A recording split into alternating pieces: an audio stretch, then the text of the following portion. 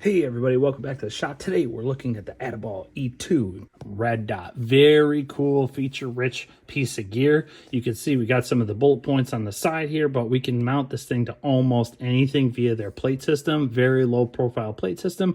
Pretty cool. I'm going to get into more details on that in a little bit. Today is an unboxing, but we are going to mount it onto this Smith and Wesson TRR8. I can hear you guys shaking your head through. You hear the head shaking through the camera. Now you're like, this guy's crazy. I don't care. This is what I want to put it on. I think it's going to be awesome. And we'll do a full review. We'll take some shots of that in another video, but we'll get it mounted by the end of this video so that you can see what it looks like.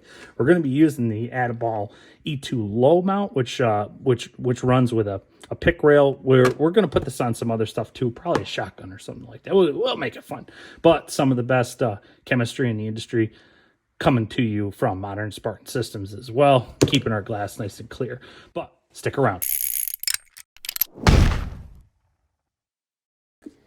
All right, now we got the E2 box down on the bench here. Again, unboxing video, but I want to go back, circle back to some of the really great bullet points here. Some of the things that I really like about this: 3 on-my-way dot. I like that a lot. Motion activated, fantastic. 50,000 hours of battery life, and every plate, anything that we want to mount this on, we're good to go. We can mount it on that, including a pick rail. So this is their E2 low mount, and this goes onto a pick rail, and we're kind of giving up the ghost here because we can see a little bit of the technology of what this is going to look like. Now, full disclosure, Atibal sent this over as a product review. I'm still going to give an honest review of it, but I think that that's important to note, that we did get this directly from the manufacturer for review. So let's get down into the box.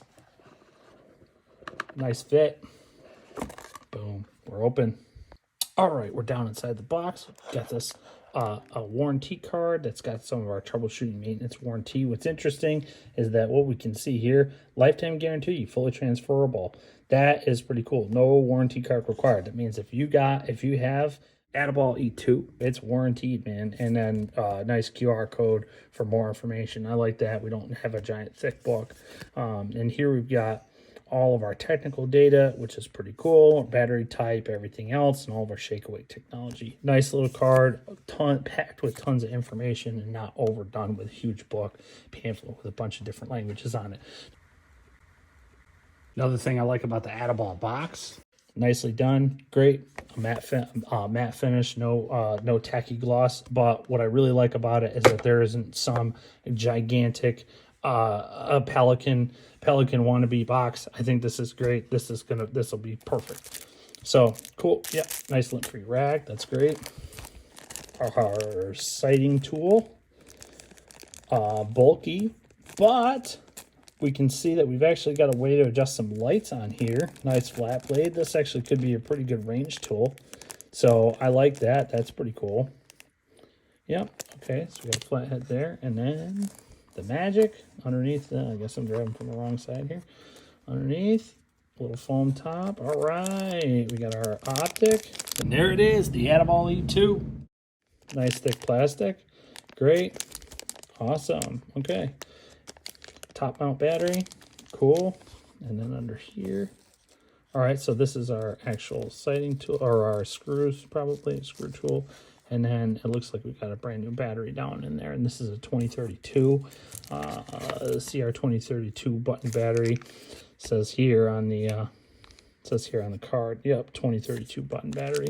Very cool. Very nicely packaged. Nicely done. Let's get this on the get this on the S&W.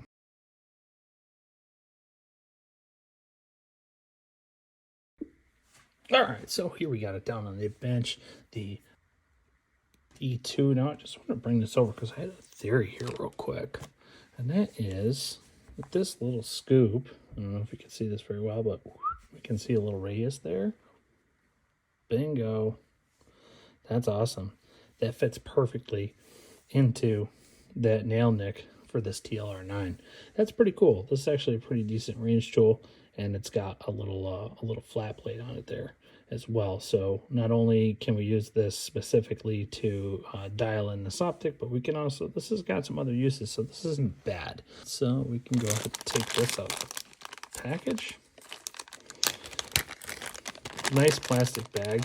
That always makes me happy. Cool. A little schmutz on it. I'm pretty sure that's from me. You can see some of the tech down here, how this is laid out. We got some epoxy. We can see that in there. But very clean. Not a mark on it. Very nice. Cool. Got a little branding on the top of there. Take a quick look through it. Yeah, that's our viewing window, but nice shake awake technology and everything else. We'll be able to use our tool to open that up. That's pretty sweet. And we've got a nice indicator here. Gripe of mine sometimes is that you've got an up and a down arrow, and if you're not looking at it directly, you have no idea which button you're pressing. This is actually very well thought out because you got a positive tactile indicator as to what button you're on. I think that's actually pretty cool. All right, let's get this thing opened. And this is the low mount. And again, I think that this is a great way to do an optic mount. Again, we can get this on just about anything. And this is going to allow us, like I was saying before, to mount it up onto a pick rail. So this is going to end up going just like this. And we can see how these two are going to index into one another, and then that's going to get mounted up like that. Pretty cool. Nice piece of gear. Sweet.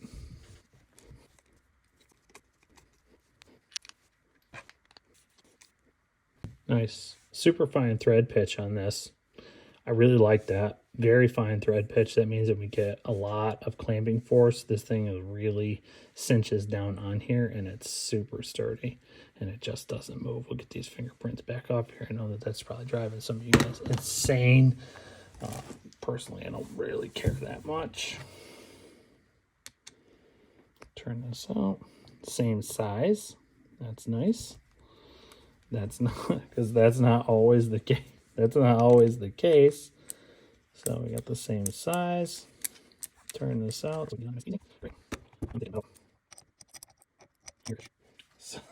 Something like that. I think it's looking pretty good. Now that's not exactly torque spec, but we're getting pretty far down on there now. So this is pretty good. This low mount does bring it pretty low. This or a shotgun stock or something like that. This low mount would be ideal. We could get. I've got a Leupold Delta Point mount. We might just pick another one of those up for the review, but I've got a Delta Point mount for this TRR8 that would accept this E2. But overall, looking very robust, looking very meaty.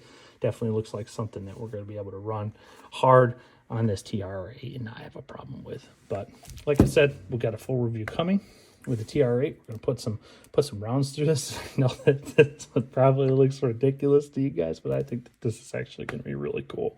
I think this is going to be a very useful tool, and it's gonna work great on this gun.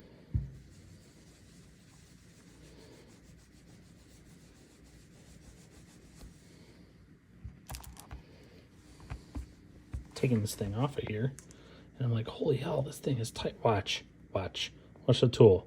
Look at how I gotta bend it. This thing is on there.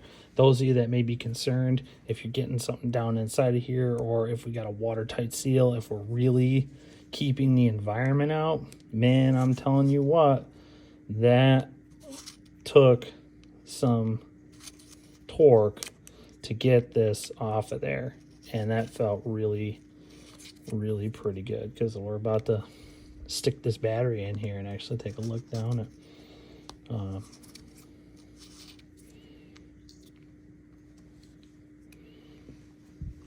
and I was planning on ending the video. Okay, there goes our CR 2032. Get our cap back on.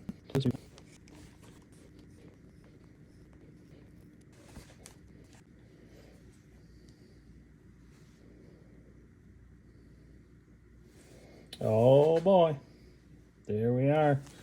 Nice. E2 on a revolver.